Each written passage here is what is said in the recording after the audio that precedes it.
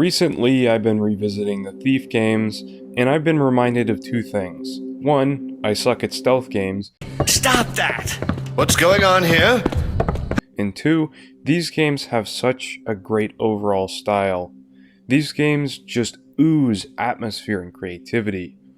I like to first start with Thief the Dark Project, and its myriad of ways that it sticks out. The first thing that really hooked me into these games is the briefings before a mission. These aren't really your average video game cutscenes. The static images over the crushing ambient noises really help to suck you in these games. They are haunting and beautifully made at the same time. And the cherry on top of all this is hearing the brilliant voice acting of Stephen Russell as Garrett. Lord Bafford is out of town, and rumor has it that the captain of his house guard went with him as a bodyguard. The time is ripe for a bit of burglary. Garrett is really a huge reason why I love these games. Every bit of dialogue is just a joy to hear.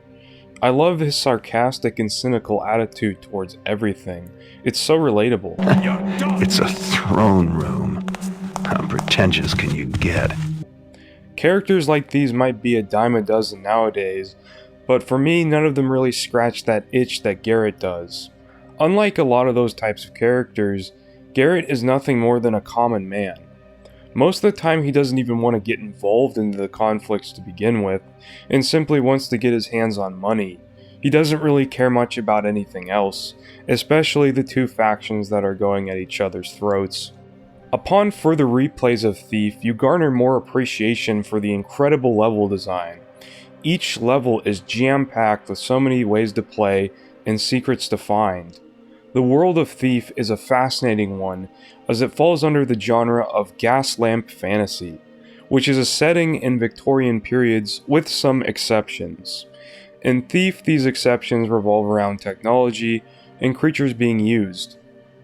Seeing these environments with a mishmash of medieval buildings and technology is so unique. All of the industrial clinks and sounds made in the levels feel so immersive. A lot of this is thanks to Eric Brosius, the sound designer of the Thief games. Being a stealth game, having good sound design is absolutely a must, and Thief excels at that. Eric Brosius' use of ambient music and industrial sounds does so much heavy lifting for these games, it's unreal. His score that he uses for these games make you on edge as you go around thieving. I especially like the crushing industrial sound effect that plays at the beginning of each mission. The way it fades out as you gaze into the dark and dirty world of Thief. Nowadays, a lot of this would be explained through walking for 30 minutes or a long cutscene, but Thief manages to do what it needs to with just simple sounds and art alone. That is what makes these games brilliant, even to this day. In Thief 2, it decided to up the ante by adding an even crazier faction of Hammerites called the Mechanist.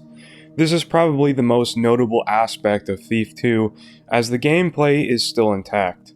A genocidal leader with technology is nothing new, but a lot of the technology that Garrett employs is. They have this horrific conglomeration of medieval architecture and technology that makes them distinct from other similar ideas. You'll also notice a lot of these levels are getting more and more modern, which exemplifies how much control Garrett is garnering. You really have to stop and admire a lot of the world's art in each of these levels. It's fantastic how each faction has their own architecture as it reflects on each of their personalities. The world of Thief feels far more alive and lived in than many open world games today. Thief 3, or Thief Deadly Shadows, was a pretty big departure from the Thief formula. A lot of the bells and whistles are still there, but a lot of things have changed as well. Whoa! Okay. Oh.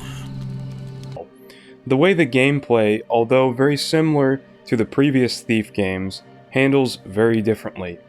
What about the style though? The overall atmosphere is still there, but it's not quite as good as past Thief games. It has a noticeably dry feeling to it.